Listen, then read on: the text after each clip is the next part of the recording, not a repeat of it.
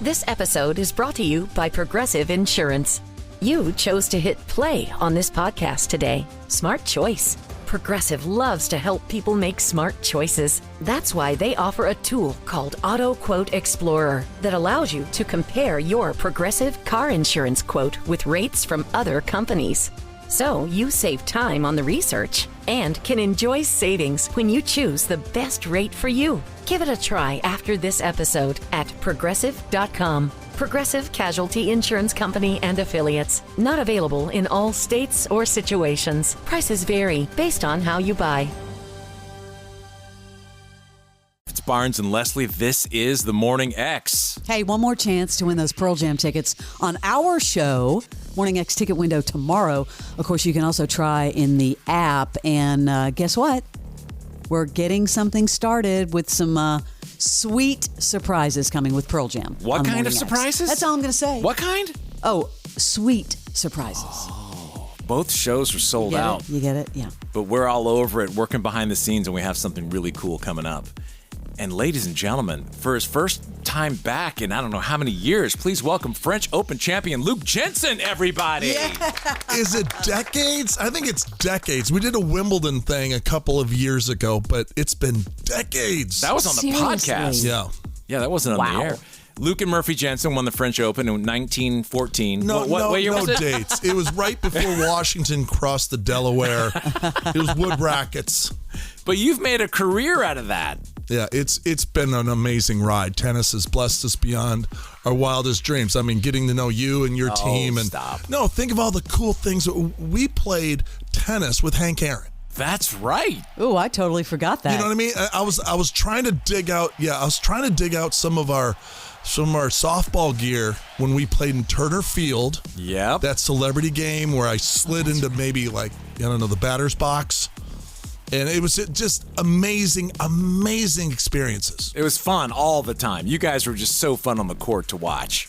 Well, you got to have fun. And this is a great town for tennis, but you're into pickleball now. I am. And Leslie, I'm trying to get Leslie maybe to bite on it, but she's not interested. I might do it. I think it would be great exercise. Yeah, it is. And you know what? It's easy to pick up. Tennis is still skill-based. I mean, Barnes, you got into it for a while, and it takes forever to get consistent. You had the big serve, but then you went for the little tinky-winky. That was your... You did ace Pete Sampras when he was number one in the world. That's true. I would come with a 100-mile-an-hour serve and then a 12-mile-an-hour serve. And that's another example, right? We got to play with Elton John. Yes. In tennis, and Pete Sampras and all those great stars back in the day. It took me a minute to get into pickleball. I just, for no reason, Now you're addicted. Now I'm addicted. Now Luke Jensen has mastered pickleball and is a pickleball champ? Well, that's why he's here, to help all of us hacks get through our next... How much do you play? Well, at all the events I do, you combine tennis and pickleball. So you go to a country club or a public park or something, and you do all your clinics and exhibitions with both. Because I believe it's a racket sports industry that helps people with their wellness, mental and physical. So we're really angling on that, getting people involved. And you can pick up tennis and pickleball so much easier because they're similar. Lots of volleys, a lot of approach catching. You love the net, Barnes. I love the net, but my problem, and some of the other people that have played tennis probably have this problem too, is stopping before you get in the kitchen area by the net, because I want to go up and just slam the ball. But if you fall into it even on after your stroke, it's their point, right? Right. Well, for you specifically, because you love to smash the ball, right? You're just a banger. So it's that next level for you is understanding the dink game. Like, if you understand the dink game, that complements your power game. And that's the one thing people have to get when they first start. It's fun to just hammer the ball. But the nuance is that little drop volley, right? Slow down, guys. Slow down. What is a dink? So think about, instead of a power shot where you're taking a full swing, you take pace off the ball. And all I'm trying to do is gain leverage. If I can get your opponent or my opponent to hit up. So I take a ball and I just dink it softly over the net, which is in that little kitchen area. So I have them hit up. So when they make a mistake and float it, then I use the power shot and slam it for a winner. So should your strategy be, you serve and then your people are both back because you have to balance on both sides, Leslie. And then once that other person makes a shot back, if they don't come up, are you dinking to bring them up, or are you still going at them deep down the baseline? If they don't come in, the returners should come in. That's number one. Okay. Any really good, solid pickleball player at every level, once you understand, as soon as the serve comes to you, you return that and come in. Because that serving team has to let that ball drop. They can't do it like they do in tennis where they serve and volley. Right. So if they do stay back, then you play it deep, and then you come in as the serving team. Where is, your goal should always to be up right at that kitchen line? Absolutely. Just like, do you want to hit a three-pointer or a layup in basketball? And what's the high percentage shot we all should be going for? Should it be down the middle, trying to split for the confusion element of the two people? If you're playing doubles, I'm talking. Or down the line, which is harder, but at their backhand. So think about the default setting in any racket sport. In doubles, you always go down the middle, whether tennis or pickleball, because you want to confuse them. Even the best teams in the world will get confused if you go down the middle. Who has that ball? But you identify tactically who's the pigeon on the other side.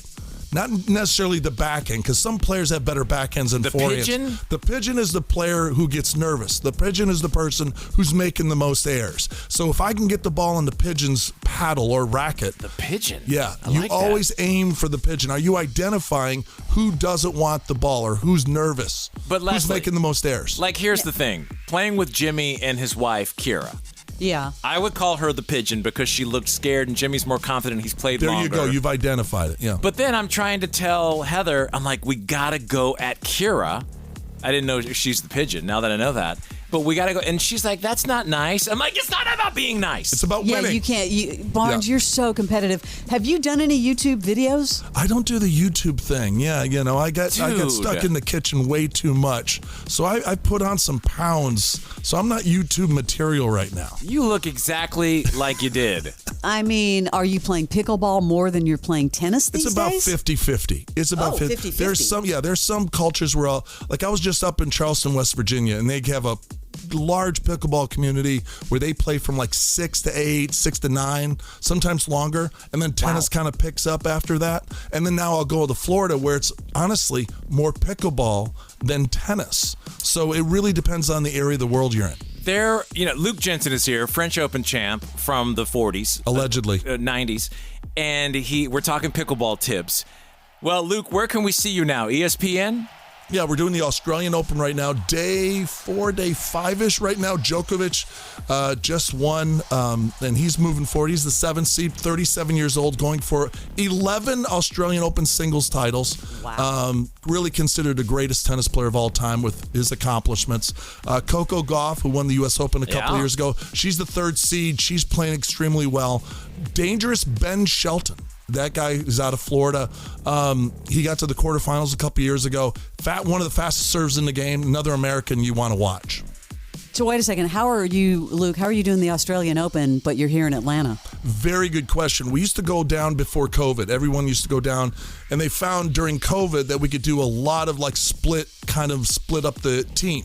So there's a bunch of us down there right now that are doing it during the day, but right now it's 2 a.m. in Australia. Well, who's in North America doing all the highlights for SportsCenter, ESPN News, or any other affiliates that wants a quick ESPN tennis hit?